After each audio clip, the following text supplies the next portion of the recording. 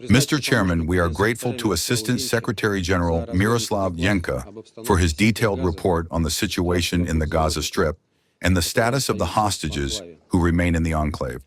We note the presence among us of the Minister of Foreign Affairs of Israel, Gideon Sa'ar.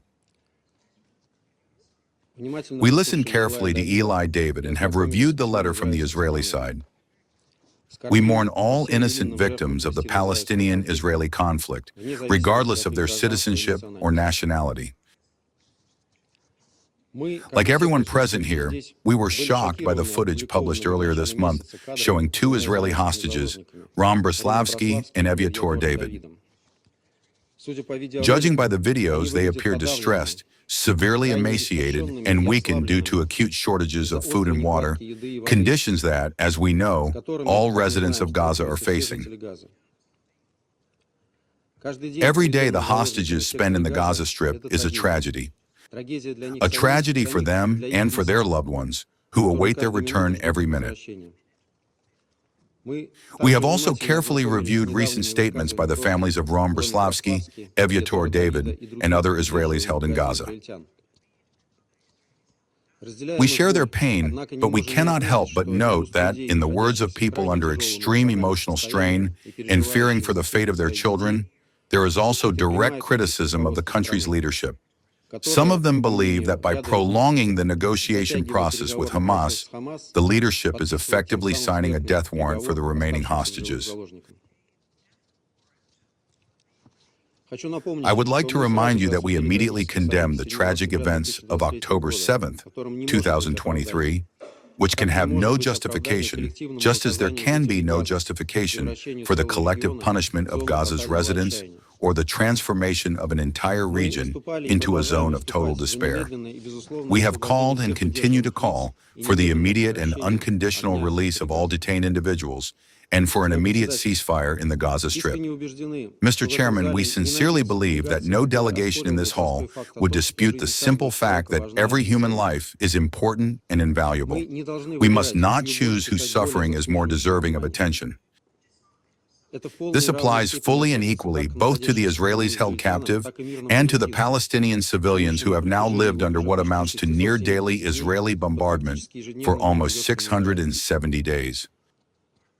While the world watched with a heavy heart the horrifying footage of Ram Breslavsky and Eviator David, shocking reports emerged from Gaza that over 180 people were killed between August 1st and 2nd. We learn of such tragedies almost daily. Since October 2023, more than 61,000 Palestinians have been recorded as killed, including, according to UNICEF, over 18,000 children. Against this backdrop, the overall situation in Gaza can be described as nothing less than a humanitarian catastrophe, one that has consequences not only for Gazans but also for the Israeli hostages.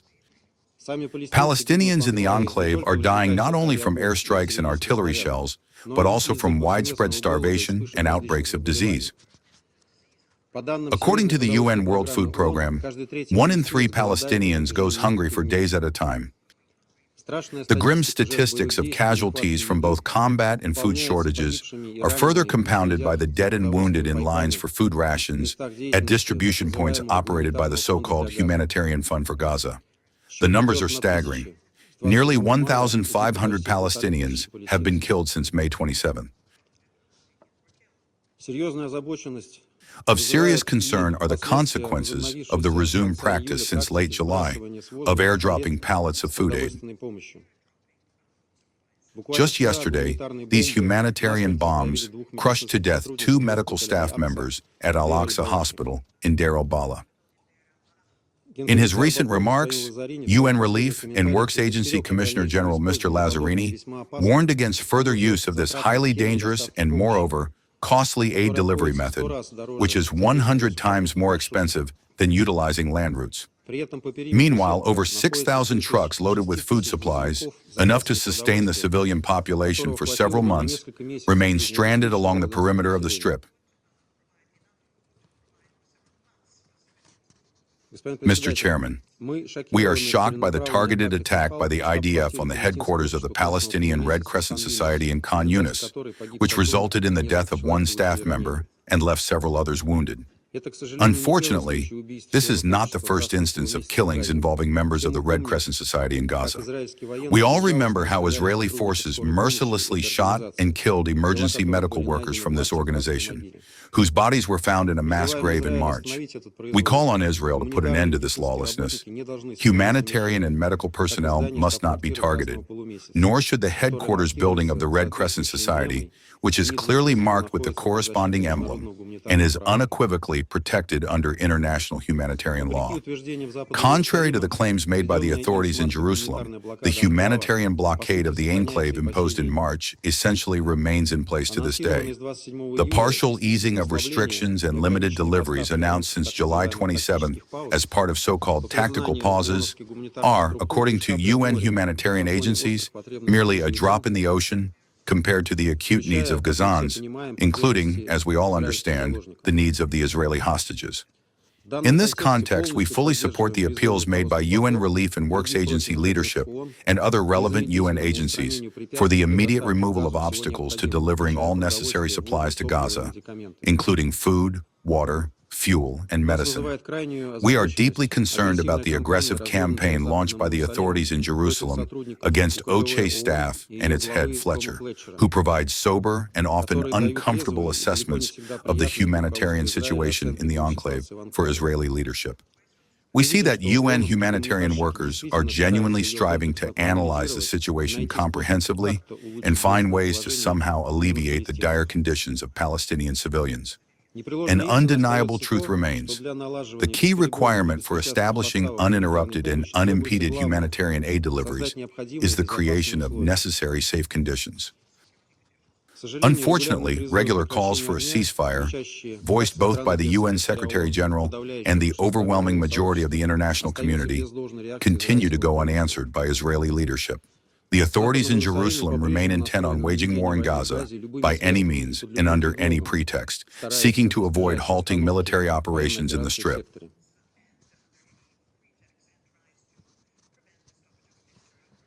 Mr. Chairman, no less concerning is the course chosen by the Israeli authorities to clear and colonize the West Bank of the Jordan River. Ordinary Palestinians, and even foreigners, fall victim daily to the ongoing raids by security forces and settler violence. For instance, on July 30th, an official vehicle of the Russian representative office to the Palestinian Authority came under attack.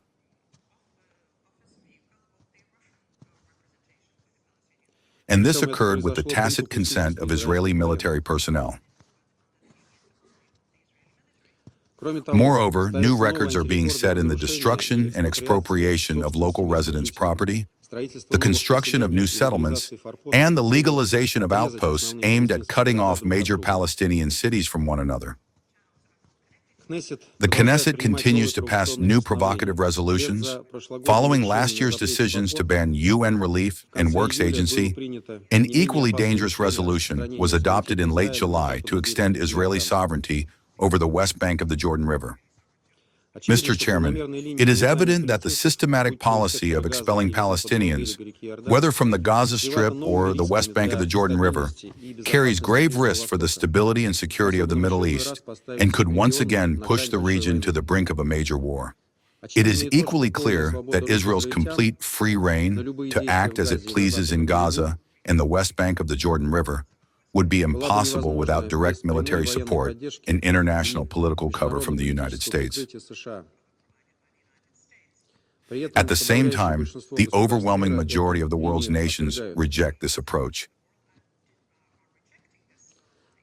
In this regard, the American-Israeli boycott of the high-level international conference in support of a two-state solution held on July 28th to 30th, as well as Washington's futile attempts to dissuade its partners from participating in this representative forum, were telling. Some cautious optimism stems from the fact that, despite open pressure from the Americans, most members of the international community refused to be intimidated and demonstrated solidarity with the Palestinian people. Moreover, some Western capitals, albeit with significant delay, have announced plans to recognize the state of Palestine as early as next month. Mr. Chairman, despite the extreme gravity of the current situation, we remain convinced that a diplomatic resolution to the Palestinian-Israeli conflict was and continues to be the only viable solution. We call on the parties, with the support of mediators, to return to the negotiating table to work out mutually acceptable outcomes, including the restoration of a ceasefire, the release of all detained individuals, and the unblocking of humanitarian access to the Gaza Strip. We are certain that this is what the people of Palestine want, as well as the families of the hostages, including the loved ones of Israelis held in Gaza. We hope that all regional and international stakeholders will work precisely toward this goal. The negotiation process must be brought back into a political framework, one that would account for both Israel's legitimate security interests and the hard-won right of the Palestinian people to establish their own state within the 1967 borders. Thank you for your attention.